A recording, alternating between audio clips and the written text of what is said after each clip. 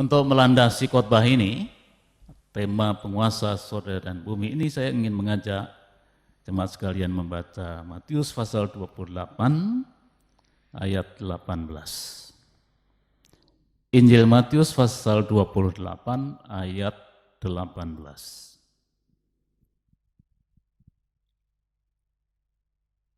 Yesus mendekati mereka dan berkata, "Kepadaku telah diberikan segala kuasa di surga dan di bumi."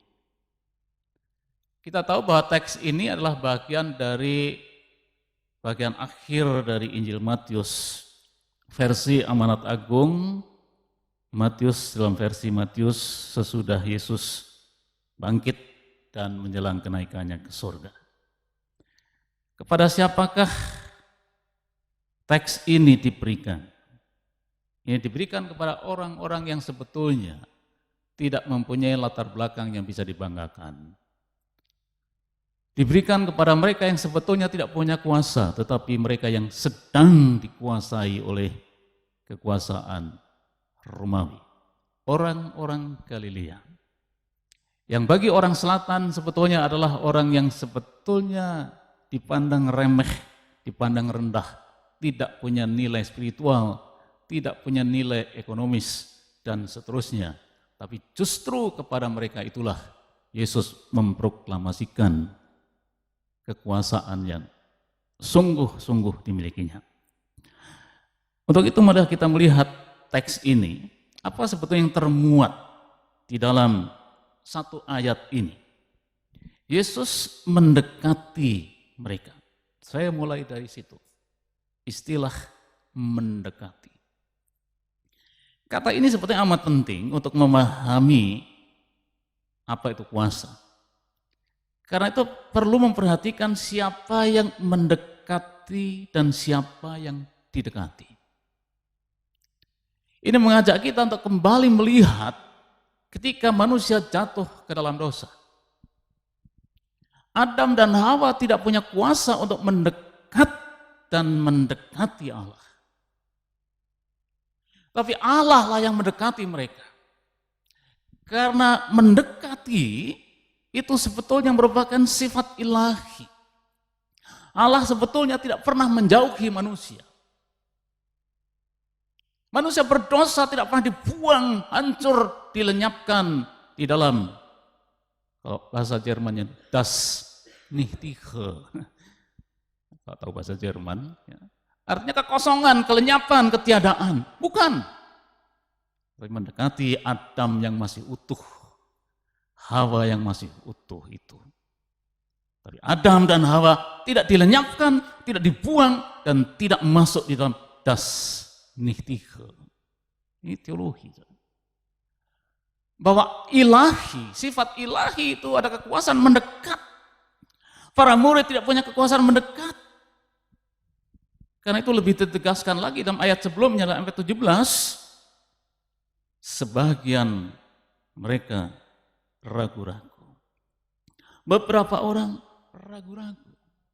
Tidak hanya punya potensi, tidak punya kekuatan untuk mendekati mereka, mendekati Tuhan.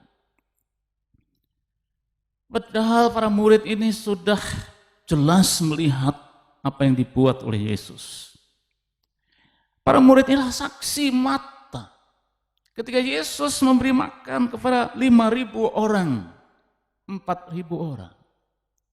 Mereka ini juga saksi mata ketika Yesus berjalan di atas air.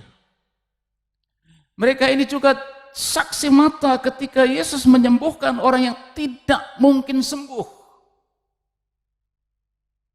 Tetapi ternyata tidak cukup. Ternyata kesaksian mata pun tidak punya potensi untuk sungguh-sungguh melenyapkan keraguan-raguan itu. Ini terbukti menurut catatan Matius. Kadang-kadang kita juga masih ragu-ragu, bukan? Kita sudah disembuhkan, kita sudah diberkati, kita sudah dicukupi, tapi masa iya? Karena keyakinan kita tidak memadai untuk meyakini kekuasaan Allah. Betul? Tidak usah diaminkan ya. Diakui saja. Betul. Daripada bilang amin. Kata-kata saya tidak layak untuk diaminkan. Cukup disetujui atau tidak. Saya sering nasihati mahasiswa, jangan bilang amin. Kata-katanya tidak layak saya diaminkan, yang layak hanya firman Allah. Kata-kata si Homing itu jangan diaminkan. Saya orang berdosa yang tidak perlu diaminkan. Dan tidak lebih rohani dari siapapun.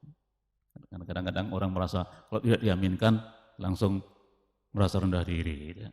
Nah, itu hamba Tuhan yang tidak percaya diri. Karena tidak percaya Tuhan. Nah, masih banyak tanda lain sebetulnya yang harusnya dicatat tetapi tidak cukup. Yohanes menyaksikan dalam pasal 20 ayat 30. Masih banyak tanda lain yang dibuat Yesus di depan murid-muridnya yang tidak tercatat dalam kitab ini. Kemudian diulangi lagi dalam Yohanes 21 ayat 25. Masih banyak hal-hal lain yang diperbuat Yesus, tetapi jika semuanya itu harus dituliskan satu persatu, maka agaknya dunia ini tidak dapat memuat semua kitab yang harus ditulis. Kemudian Yesus mendekati. Dan inilah sifat ilahi. Yang kembali didemonstrasikan oleh Yesus ketika peristiwa Taman Eden. Allah mendekati Adam. Adam, di manakah engkau? Bukan dari jauh-jauh panggil-panggil, Adam, di manakah engkau? Mendekat, ini memang membutuhkan potensi. Mendekati itu membutuhkan kekuasaan yang sungguh-sungguh memungkinkan seorang itu mendekat. Dan puncak pendekatan Allah kepada manusia berdosa itulah inkarnasi. Itulah kenosis. Allah mendekati manusia. Firman itu menjadi manusia. Tuhan mendekati Adam dan Hawa yang telah jatuh. Tuhan yang mendekati Abraham, Tuhan yang mendekati Sakeus, Tuhan yang mendekati Lewi, dan Tuhan yang mendekati wanita Samaria dan seterusnya. Dan Tuhanlah yang mendekati kita semua, bukan? Yesus berfirman, sesudah mendekat dia tidak diam-diam saja dan berkata atau berfirman. Yesus itulah firman yang menjadi daging. Berfirman dengan bahasa manusia. Segala kata memang harus punya relasi yang benar dengan sang kata itu. Yohanes menulis dalam Injilnya pasal 1. Pada mulanya adalah firman dan firman itulah bersama-sama dengan Allah dan firman itu adalah Allah. Ayat 14, dan firman itu menjadi manusia, telah menjadi daging. Kadang-kadang kita anggap berbicara itu gampang. Apakah betul? Ya, ini pertanyaan yang perlu dijawab. Apakah betul berbicara, berkata itu mudah? Kan kita sering kata, ngomongnya gampang. Tapi bagi saya berbicara, ternyata setelah saya amati hidup manusia, bahkan hidup saya sendiri, berbicara itu sulit. Dan saya yakin semua orang, dari Adam sampai nanti manusia terakhir, ngomong itu sebetulnya sulit. Betul? Siapa yang begitu lahir langsung bisa ngomong? Tidak ada yang berani jawab. Siapa yang sudah umur 1 tahun bisa ngomong? Siapa yang umur 2 tahun itu sudah lancar berbicara? Siapa umur 3 tahun sudah bisa menipu? Ternyata ngomong itu sulit, bukan? Kita membutuhkan waktu untuk bicara. A, B, ma, pa. Betapa bicara itu sulit. Maka rumusan saya adalah, waktu kecil sulit ngomong. Sesudah dewasa sulit juga berhenti ngomong. Sesudah usur sulit juga dimengerti kalau ngomong.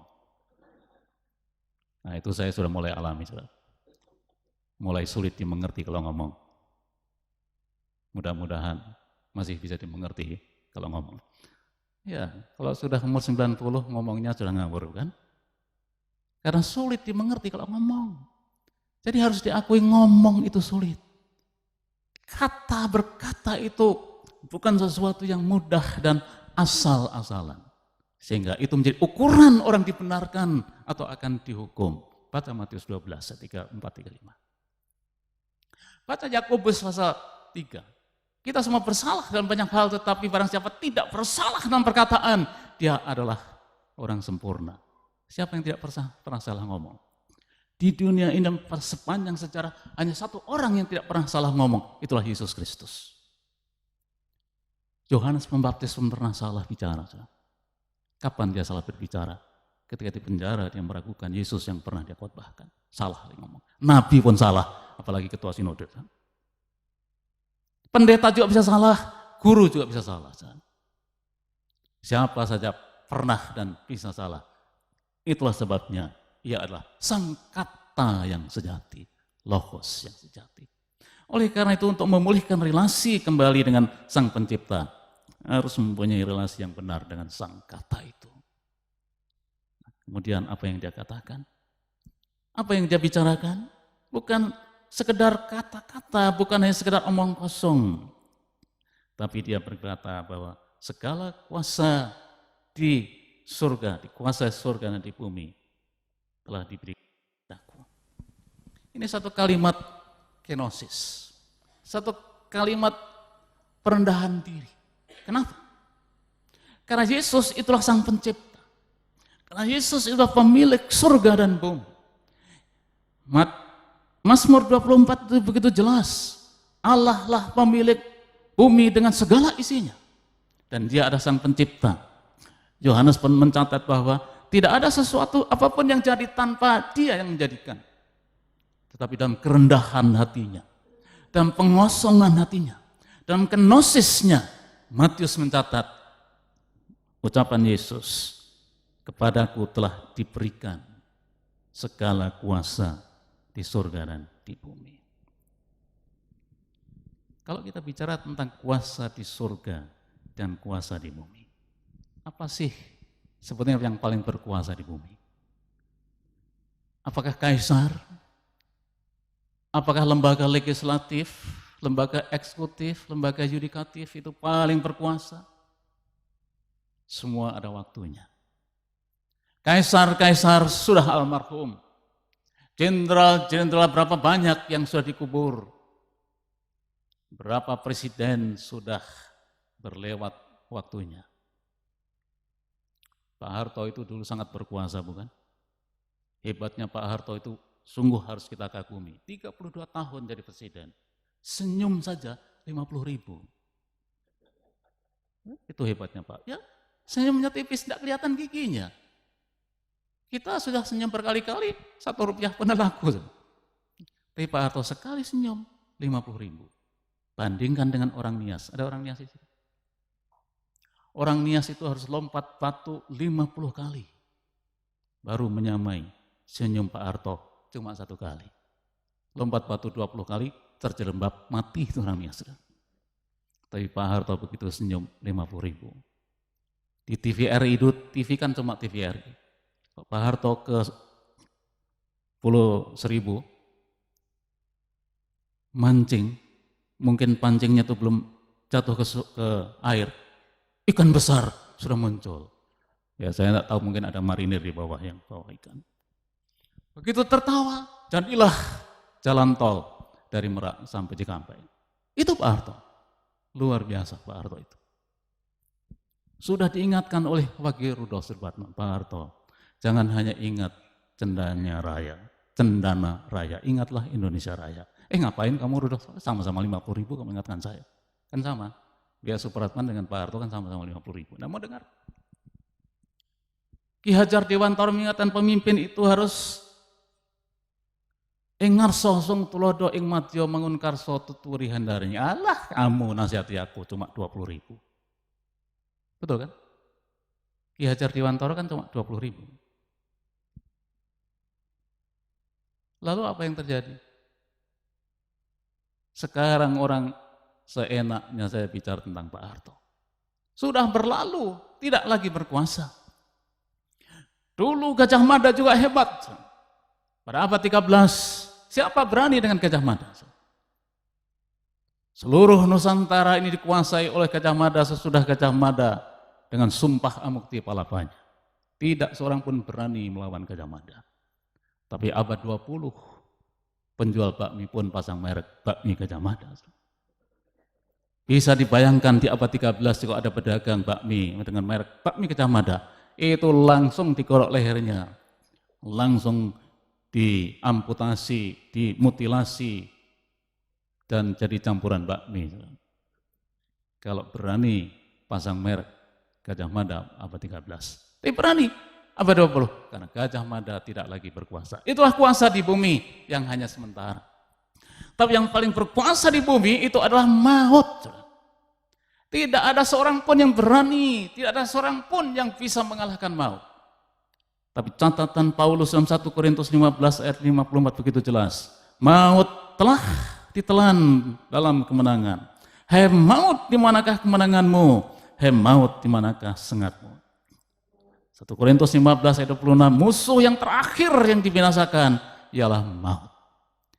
Yesus itu menguasai maut. Dan Yesus menguasai kehidupan kekal. Maka kuasa di surga, kuasa langit dan bumi adalah kuasa kehidupan itu di tangan Yesus. Dan kuasa maut itu di tangan Kristus. Kalau kita bicara tentang kuasa, itu bisa bermacam-macam kita pahami. Entah itu kuasa memiliki. Betulkah manusia itu mempunyai kuasa memiliki? Memiliki membutuhkan kuasa, bukan? Hak milik. Tapi lucunya, ini juga sedikit anekdot sebenarnya. Saya mempunyai hak milik terhadap sebidang tanah. Harusnya yang berhak itu kan lebih berkuasa daripada yang dihaki, bukan? Tapi lucunya, yang memiliki tanah itu sudah almarhum, tanahnya masih ada, bahkan dia menampung si pemilik. Sebetulnya manusia itu memiliki tanah atau dimiliki oleh tanah? Dia berasal dari tanah, kembali kepada tanah. Ayo, saya berani jawab. Nggak berani. Saya menguasai tanah. Masa?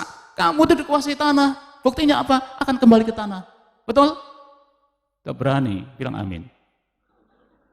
Manusia itu sombong yang setengah mati. Merasa saya memiliki tanah. Geblek kamu itu. Kamu itu dikuasai tanah. Kenapa? Akan kembali ke situ. Karena kamu itu miliknya. Nggak ada yang berani bilang iya. Betul. Saya serius ini.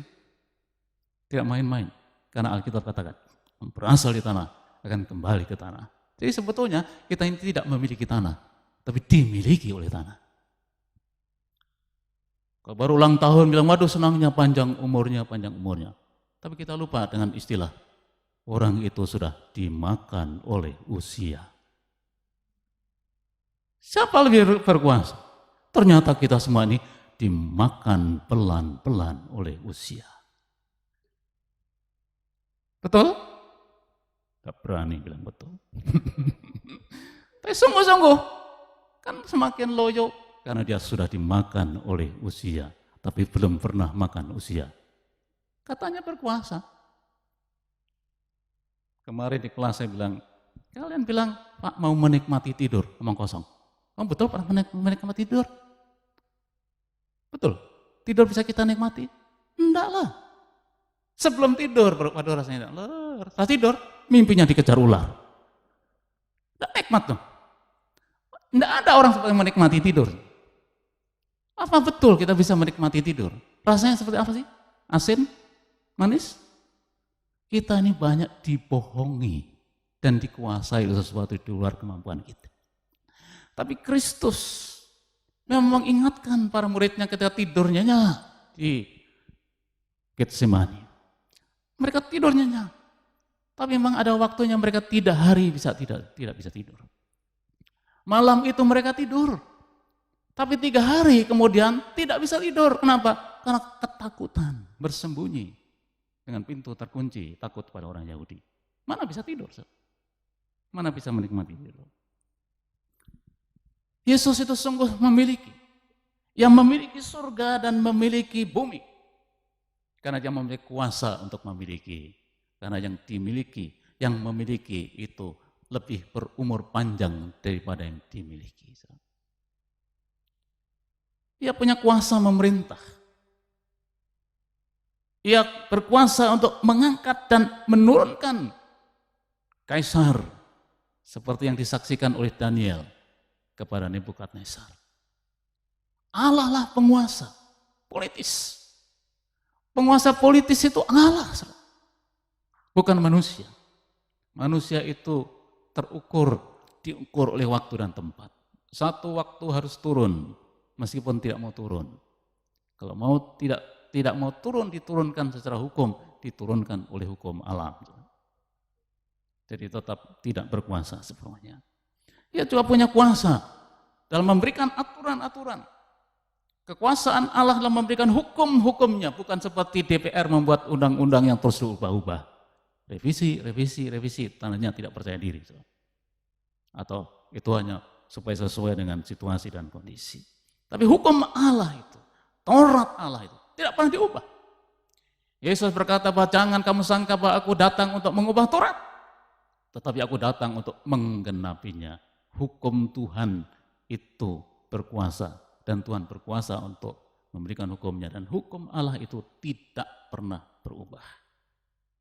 Tuhan juga punya hak, punya kuasa untuk menghakimi. Tuhanlah yang akan menghakimi siapapun. Dari raja-raja sampai dengan pemulung akan dihakimi oleh Allah. Dan Tuhan itu tidak perlu pengacara yang biasanya maju tak gentar membela yang bayar. Tuhan tidak perlu penasihat hukum. Tuhan tidak perlu didampingi penasihat hukum.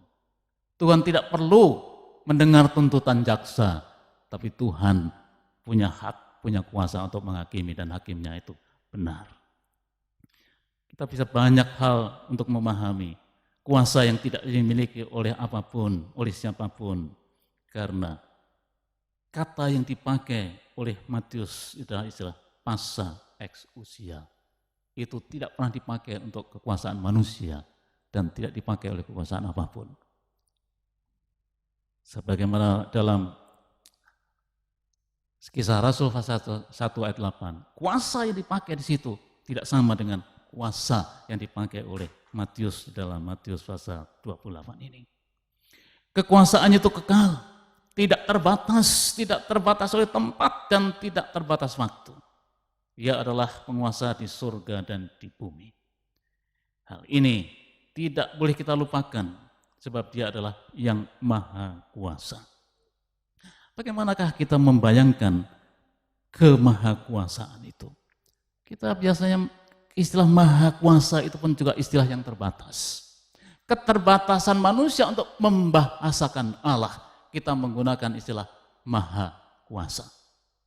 Padahal masih jauh lebih besar daripada istilah yang kita pakai itu. Karena disitulah sebenarnya keterbatasan kita dalam membahasakan Allah. Maka dalam teologi ya, sebetulnya Allah itu anonim. Allah itu sebetulnya merupakan misteri yang kekal, yang absolut, yang tak mungkin diungkapkan dengan ungkapan apapun. Maka aneh kalau orang mengatakan, jangan sebut lagi Allah, haruslah disebut Yahweh. Itu sebenarnya terlalu sempit, pikiran yang terlalu sempit. Allah itu sebenarnya tidak bisa dibahasakan dengan bahasa apapun. Dengan kata Allah pun sebetulnya tidak cukup. Karena begitu besar, tak mungkin kita ungkapkan dengan ungkapan-ungkapan perasaan, pikiran, dan pengalaman manusia. Karena kemahabesaran Allah yang begitu rupa. Kemahakuasaan Allah yang begitu rupa. Bagaimana mungkin dia yang maha hadir, mampu hadir di tempat yang begitu kecil dalam rahim Maria. Itu hanya dimungkinkan oleh sang penguasa langit dan penguasa bumi. Bagaimana dia yang maha hadir bisa hadir di tempat yang sempit? Bagaimana dia yang maha hadir bisa hadir di Bethlehem yang kecil? Hanya karena kemahakuasaannya yang memungkinkan itu. Orang kalau sudah punya kuasa sedikit mau turun rasanya itu bulu kuduk berdiri ya. Orang Jawa bilang kemeringging. Wah, nggak tahu bahasa Jawa, bahasa Indonesianya apa itu. Mau turun rasanya kok, aduh janganlah, saya kan sudah di atas, mana saya mau turun. Maka orang sudah di atas sulit turun. Kalau sudah di bawah sulit naik. Tapi bagi Allah tidak masalah. Bukan berarti dia naik turun ke surga 7 kali. Tuhan Yesus cukup 1 kali naik ke surga dalam inkarnasinya. Nah, disinilah kita lihat kebesaran Tuhan itu. Oleh karena itu, sebagai penguasa langit dan bumi, maka ketika dia memberikan misinya itu, dia mempunyai kuasa untuk memberikan kuasa kepada para muridnya agar semua bangsa menjadi muridnya. Bukan karena dia sebagai penjajah, bukan sebagai Portugis datang ke India Timur, kepulauan India Timur ini untuk mencari rempah-rempah. Bukan. Tetapi karena ia punya kuasa terhadap semua bangsa, semua generasi, semua etnis, semua wilayah. Sehingga seluruh wilayah ini sebetulnya dalam kekuasaannya. Dan jaminannya, ia juga menjamin tidak hanya sekedar mengutus, tidak hanya sekedar menyuruh para muridnya agar para bangsa-bangsa dimanapun itu menjadi muridnya, tapi dia menjamin. Maka ada tiga istilah yang sangat penting. Maaf kalau saya menggunakan bahasa Yunani. Alasannya itulah passa exousia, segala kuasa atau all authorities. Kemudian sasaran tugasnya adalah panta ta ethne, segala bangsa, all nation. Dan jaminannya adalah passas ta semeras, sampai akhir zaman, segala hari, all the days. Itulah bukti bahwa dia sungguh-sungguh penguasa di bumi dan penguasa di sorga. Penguasa di bumi dan penguasa di langit. Sehingga tidak ada batasan apapun yang sanggup membatasi kekuasaannya. Allah itu sungguh-sungguh lintas batas. Kemarin hari Jumat ketika dalam persekutuan dengan seluruh komunitas di Amat Agung, saya memberikan kesaksian karena kebetulan 11 Maret umur saya 65 tahun. Saya berbicara begini kepada para generasi muda, saudara-saudara. Penyakit tidak punya kuasa, meskipun sebentar lagi saya emeritus, berapa bulan lagi harus emeritasi, karena umur 65 harus pensiun. Meskipun saya pensiun, meskipun saya emeritus, tidak ada kuasa apapun yang bisa menghalangi saya melayani. Penyakit tumor pun sudah pernah di otak, tidak punya kuasa untuk menghalangi saya melayani. Stroke pun sudah pernah. Stroke tidak punya kuasa untuk menghalangi pelayanan. Hanya satu yang bisa menghalangi saya pelayanan adalah maut. Tapi saya begitu yakin bahwa maut itu di dalam kuasa Kristus. Sehingga kematian pun juga akan jadi berkat. Karena Tuhan itu lintas batas. Tidak bisa dibatasi oleh batasan apapun. Oleh karena itu hamba-hamba Tuhan, anak-anak Tuhan pun seharusnya punya sikap bahwa yang kita yakini, yang kita percaya itu adalah penguasa langit dan bumi, penguasa surga dan bumi, penguasa kehidupan dan penguasa kematian. Maka seharusnya kita juga punya sikap bahwa tidak ada hambatan apapun.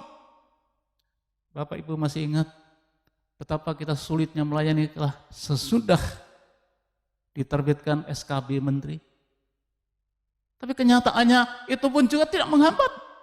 Buktinya orang bertobat tiap hari juga tetap ada. Saya masih mendengar dulu waktu abang almarhum saya masih bekerja, masih hidup di Rumah Sakit Immanuel, Lampung. Dia selalu saksikan, paling sedikit 1 bulan 50 orang terima Kristus. Hanya karena rumah sakit tidak mampu melayani wilayah yang begitu luasnya, harus kerjasama dengan gereja. Ada aturan-aturan, tetapi Tuhan itu tidak bisa dibatasi oleh peraturan pemerintah. Penguasa apapun di bumi yang berubah-ubah. Ketika IMB mendirikan gereja begitu sulit. Tapi Tuhan juga membuka jalan anak-anak Tuhan di Indonesia beribadah di ruko, beribadah di hotel.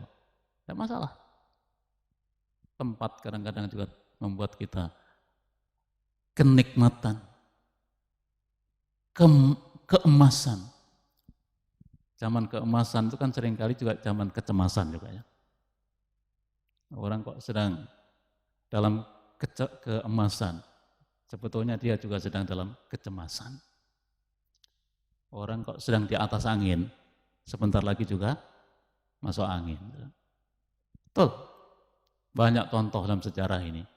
Orang yang sudah mulai berada di atas angin, tunggu sebentar lagi masuk angin. Karena bukan penguasa surga dan penguasa bumi. Bapak Ibu sekalian yang saya kasih, lalu apa aplikasi kita? Kalau Yesus yang tidak terbatas itu, yang tidak dibatasi oleh waktu, tidak dibatasi oleh segala keadaan, dan dimanapun dan kapan. Lalu apa implikasinya bagi kita? Apa yang dapat kita peroleh dari pelajaran ini, bahwa Tuhan Yesus adalah penguasa surga dan bumi, bahwa Dia adalah penguasa tunggal. Yang menjadi penguasa bukan karena diusulkan, bukan karena ada partai politik yang begitu kuat mengusulkan dia supaya memilih dia sebagai penguasa. Tidak. Kekuasaan itu adalah menghakikat kepada dirinya sendiri. Bukan karena diangkat tetapi hakikat. Tapi penguasa di dunia ini adalah kuasa yang diangkat. Entah diangkat oleh kelompok, entah diangkat oleh karena keturunan. Sebagai pangeran. Tapi Kristus itulah penguasa tunggal yang menghakikat pada dirinya. Dia bukan penguasa yang terikat oleh waktu. Kapan saja. Kehadirannya pun juga tidak terbatas. Ia hadir di rumah sakit. Ia hadir di tempat yang kumuh. Ia hadir dalam kedukaan kita. Ia hadir dalam situasi apapun yang kita hadapi. Karena Dia penguasa yang maha hadir. Kehadirannya tidak bisa dibatasi. Ia hadir di mana saja, tidak perlu visa. Ia hadir kapan saja dan tidak perlu jam kerja. Jangan bertemu dengan Yesus jam kerjanya jam 7 sampai jam 4 sore. Setelah itu dia istirahat. Tidak ada. Namun Dia adalah penguasa yang tidak terbatas oleh batasan apapun di bumi ini dan surga. Penguasa di bumi, semua ada waktunya, semua ada batasnya. Tidak ada satu penguasa pun yang tidak terbatas. Tidak ada satu raja pun yang tidak terbatas. Suatu saat dia harus berhenti sebagai raja. Suatu saat dia harus berhenti sebagai penguasa. Tapi Yesus tidak pernah kehilangan kekuasaannya. Dengan demikian untuk memberitakan Injil yang tidak terbatas waktu. Injil yang juga tidak terbatas tempat dan tidak terbatas kebangsaan. Itulah yang harus menjadi pegangan. Semangat kita haruslah disemangati oleh Dia.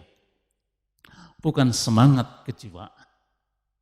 Kalau masih muda, semangat. Dulu saya bisa lari 10 km, masih muda. Sekarang suruh lari 10 meter, ambruk. Apalagi keseimbangan saya kan tidak bagus dengan pengaruh saraf 7 bagian kanan yang tidak sempurna. Suruh lari ke sana, saya bisa ambruk ke sana. Itu oleh karena keadaan fisik. Fisik kita terbatas dan itu penting. Kemudian yang terakhir adalah, lalu apa hubungannya saya dengan penguasa langit dan bumi itu? Apakah hanya sekedar pemahaman doktriner? Ya, seperti khotbah ini, khotbah doktriner. Hanya sekedar suatu keyakinan, satu rumusan teologis. Tetapi tidak ada satu pengalaman empiris praktis dalam hidup kita. Yang punya kedekatan. Bukan karena kita yang mendekat lebih dulu. Tapi Allah yang mendekat. Penguasa itu mendekat. Penguasa langit dan bumi itu mendekat dengan saya yang asal mulanya adalah debu tanah yang satu saat harus kembali kepada debu. Satu lagu yang sangat menarik adalah walau 1000 lidahku. Kendati pun 1000 lidahku tak cukup rasanya untuk mengungkapkan rasa syukurku kepada Dia yang mendekati aku. Bukan karena kita baik, Kita biasanya mendekati seseorang pasti ada alasan tertentu, bukan?